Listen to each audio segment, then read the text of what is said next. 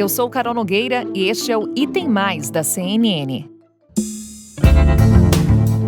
Abre aspas. Essa será a CPI das CPIs e não acabará em pizza. Fecha aspas. A fala é do senador Omar Aziz, presidente da CPI da Covid, em entrevista à CNN essa semana. O início da CPI da Covid não estanca o vírus. Por isso que, ao mesmo tempo que nós vamos estar analisando o comportamento de pessoas, de fatos, ao mesmo tempo a CPI tem que fazer propostas e discutir formatos, como trazer novas vacinas, o que deve ser feito para evitar o maior número de óbitos possível.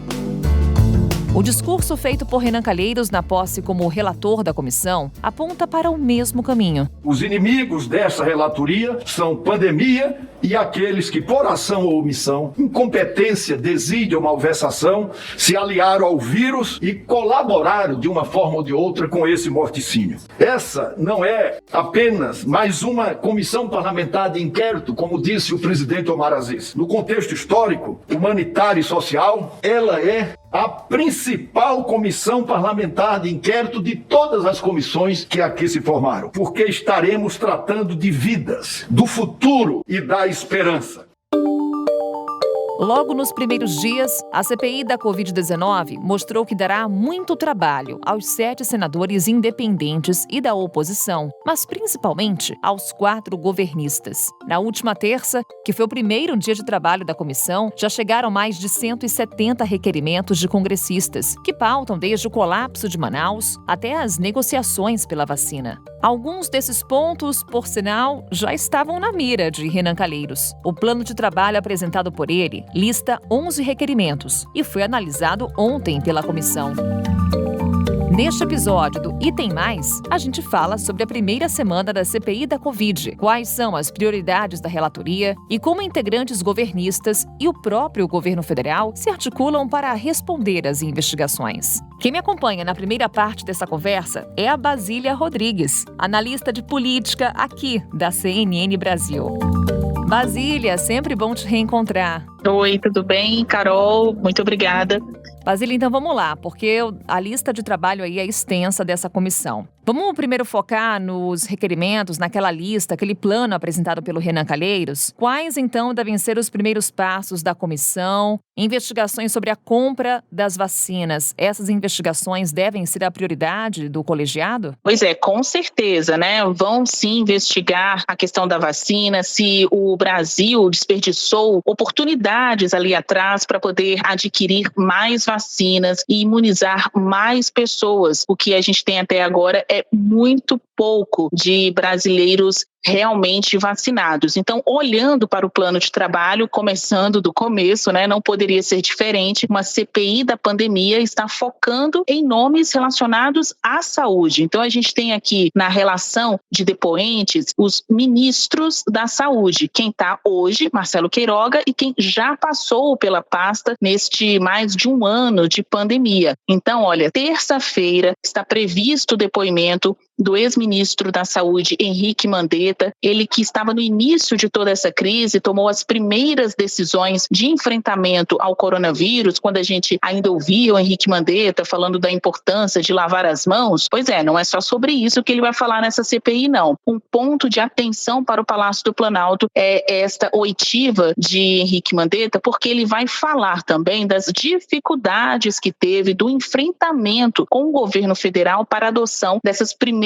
medidas, né? Quando ali no início ninguém imaginava que poderíamos ultrapassar a marca de 400 mil mortes pelo coronavírus aqui no Brasil. Na previsão, tem também no dia de terça-feira a expectativa de ouvir o ex-ministro da Saúde, Nelson Teich. Na quarta-feira, um dia todinho dedicado a Eduardo Pazuello. Outro ponto de apreensão aí dos governistas, eu conversei com alguns que classificaram Pazuello de um ex-ministro falastrão, alguém que quando fala explode um quarteirão. Usaram até esse tipo de ironia para medir a tensão, o temor do que e como Eduardo Pazuello vai se manifestar nesta comissão, já que muito dos erros, das inconsistências nas políticas públicas adotadas até aqui são atribuídos à gestão de Eduardo Pazuello. Ele vai ter a oportunidade de se explicar, de esmiuçar esmiuçar o que fez à frente do Ministério da Saúde. Lembrando que ele foi o ministro que passou mais tempo sentado na cadeira na saúde durante essa fase de pandemia. E aí, na quinta-feira,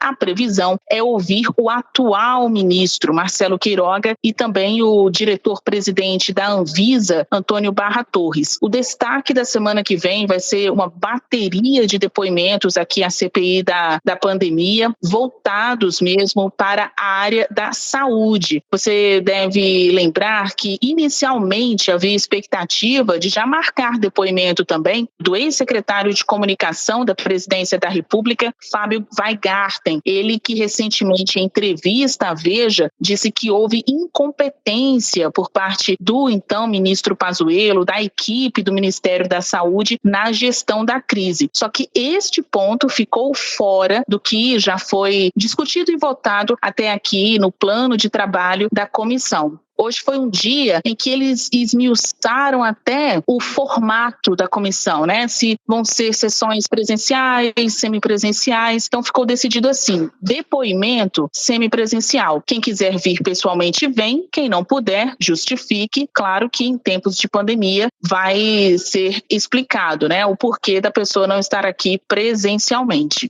Aí vamos lembrar aqui a série de entrevistas que a gente vem fazendo aqui na CNN, Basília. Omar Aziz, por exemplo, ele disse que tentou evitar a convocação do Paulo Guedes, ministro da Economia, nesse primeiro momento. Aí a gente lembra uma outra fala do Paulo Guedes, quando ele culpa a China pelo coronavírus, diz ali que o vírus foi criado na China, ao mesmo tempo dizendo que as vacinas chinesas são menos eficazes do que as vacinas produzidas nos Estados Unidos. Mesmo assim, com essa fala, com esse elemento a mais, Paulo Guedes deve ficar de fora? Muito difícil, Carol, o ministro da Economia, Paulo Guedes, ficar fora dessa CPI da pandemia. Fato é que, neste início, eles decidiram focar na área da saúde, mas depois vão sim fazer outras convocações. Hoje foi um dia de votar os requerimentos de informação. Eles aprovaram todos os requerimentos de informação que dispara aí torpedos para diversos órgãos públicos, instâncias também, né? Não só o governo federal, mas depois eles vão retomar a votação dos diversos pedidos que constam aqui de convocação para que as pessoas sejam obrigadas a depor ou darem a sua colaboração à CPI da pandemia. Havia senadores, olha, interessante esse bastidor, que no início eram contrários ao depoimento de Paulo Guedes na comissão por entenderem que não tem nada a ver com saúde, apesar de ter vindo de lá várias medidas de enfrentamento à crise, né, como o pagamento do auxílio emergencial e também o fato do Ministério da Economia ter participado das conversas para assinatura de contratos com os laboratórios que vendem vacina, o pagamento desses imunizantes. Tem senador que acha que não era hora de ouvir o ministro da Economia, que não tinha a ver essa inclusão do Paulo Guedes na lista de alvos, né, da CPI. No entanto, depois dessa fala que ele fez há alguns dias, a posição de Paulo Guedes foi considerada desastrosa. Então, se tinha gente defendendo antes que ele não viesse, agora tem gente que quer mesmo ouvir o ministro Paulo Guedes, né? Enfim, como uma figura pública, ele paga pelo que fala, né? O que ele diz é muito importante e aponta uma sinalização do que o governo pensa também.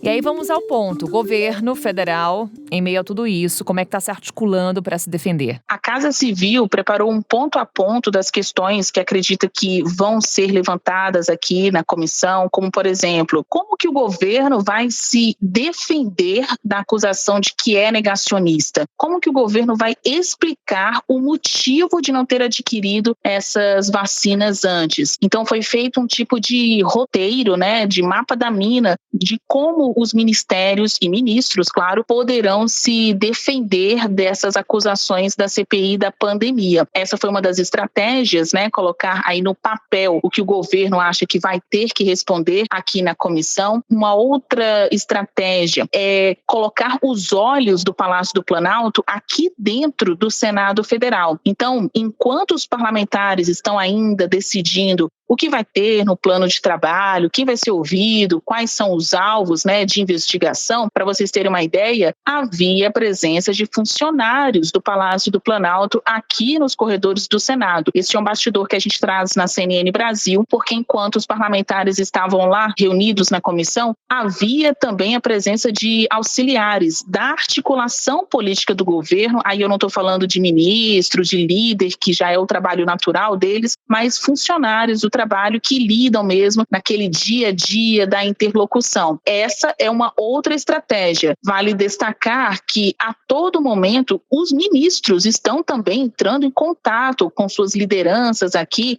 para duas razões. Primeiro, dar algum tipo de direcionamento, olha, fala isso agora na comissão, ou também para agradecer pelo que foi dito, pelo trabalho feito até aqui. Quem estava criticando a falta de atenção do Palácio do Planalto sobre essa CPI, pelo menos o que a gente conseguiu medir aqui no pulso de cada um, quem estava reclamando hoje tem uma outra avaliação. Entende que agora o Palácio do Planalto está muito mais atento e preocupado com a comissão. Vale destacar que em outras CPIs, CPI da Petrobras, CPI dos Correios, o foco dessas comissões era investigar corrupção. Hoje, essa CPI trata de gestão pública. Não é somente saber se houve algum desvio de verba, desvio de recursos públicos, né? Ou seja, se houve corrupção. O objetivo dessa comissão, e aí torna os alvos dela muito mais múltiplos, né? Uma responsabilidade compartilhada. O objetivo dessa comissão é saber se houve algum erro de gestão.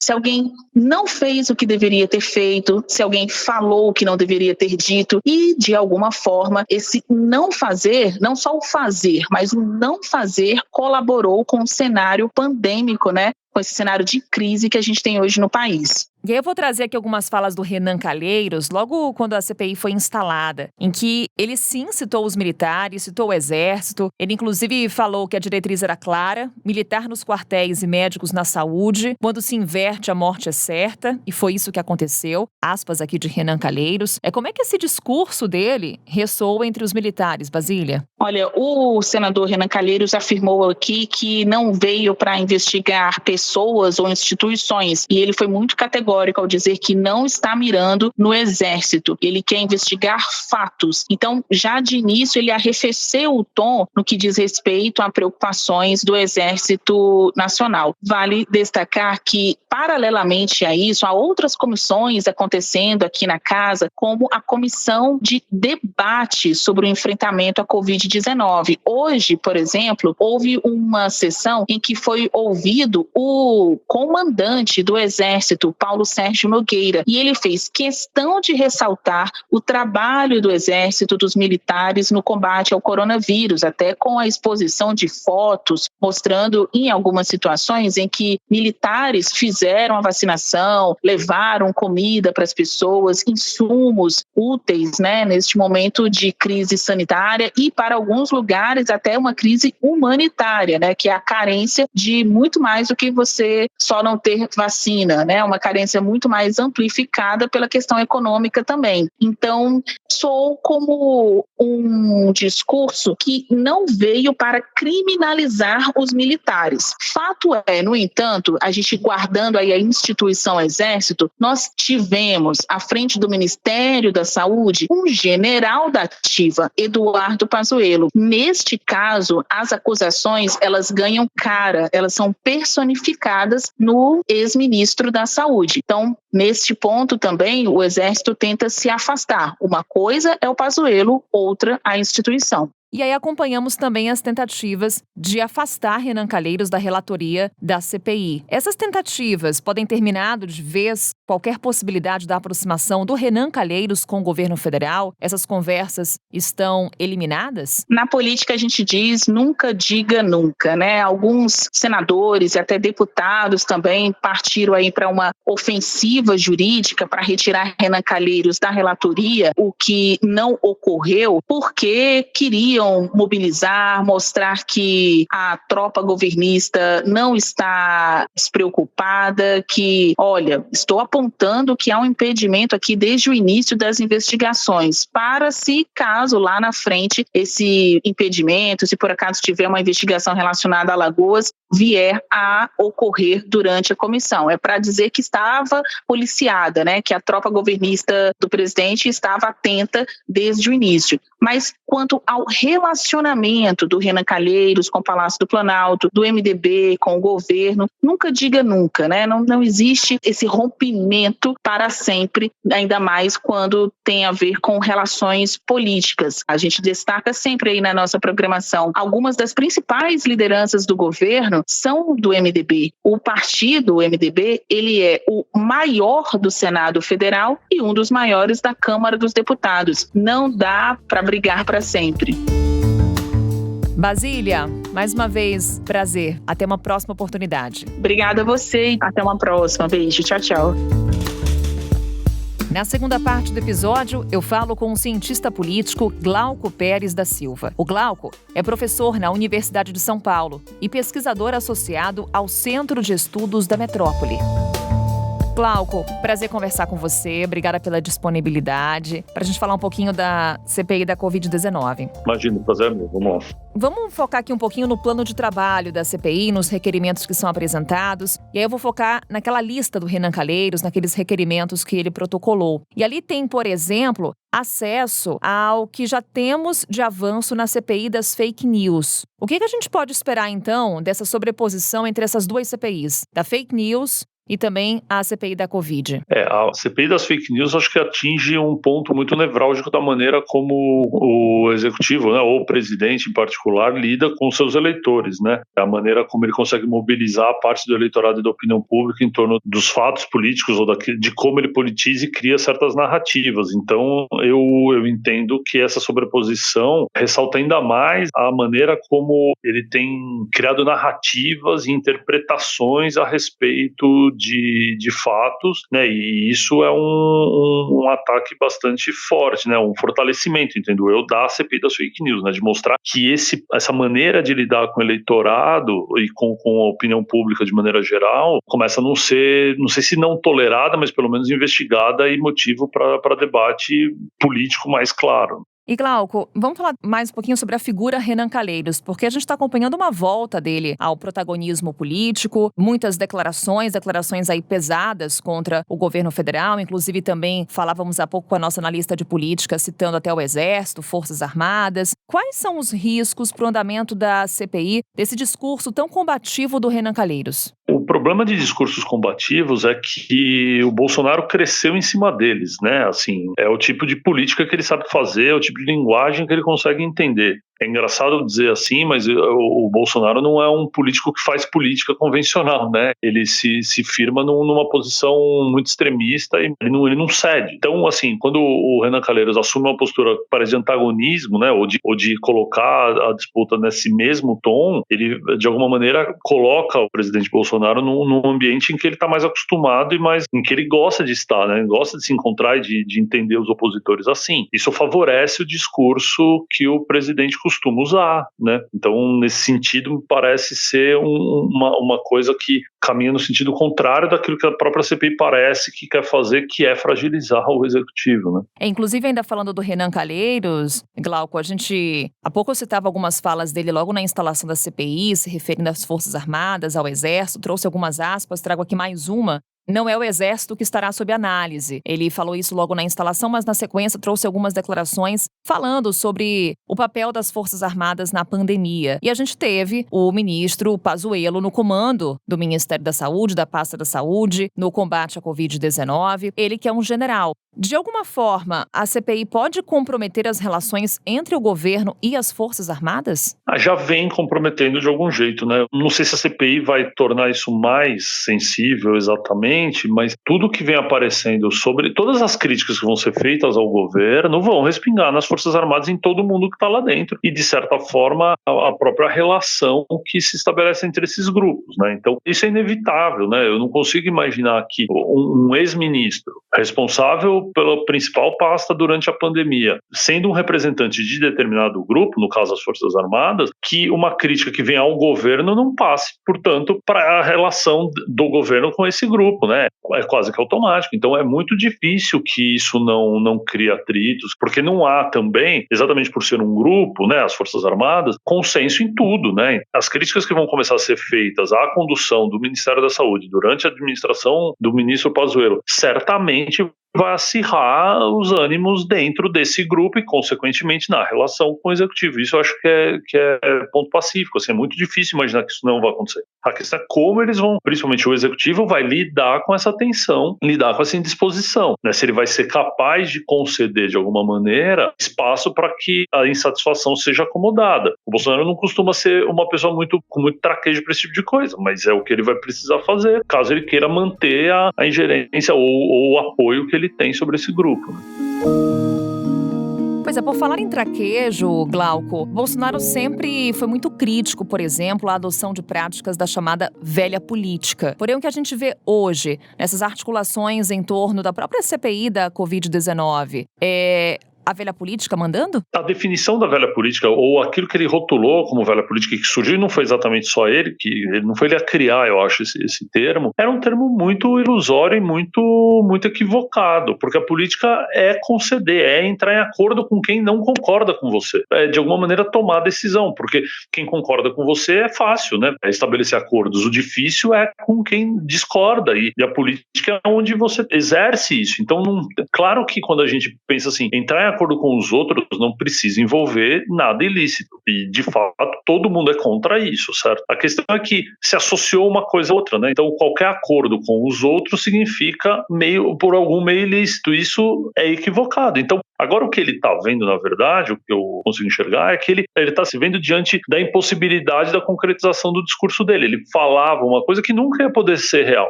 Ele nunca ia poder não entrar em acordo com outros, ele nunca ia poder não ceder às suas posições, porque ninguém é correto 100% do tempo, evidentemente, e ninguém consegue implementar a sua agenda 100% do tempo. Nenhum presidente fez isso, em lugar nenhum do mundo. Ele não ia ser o primeiro. Então, assim, o que a gente está vendo agora é ele se deparar com a realidade, né? Ele se deparar com os fatos, que ele chamou de velha política. Então, ele agora precisa administrar o monstro que ele criou. Ele chamou de velha política algo que era o normal, que era o corriqueiro e que é a política.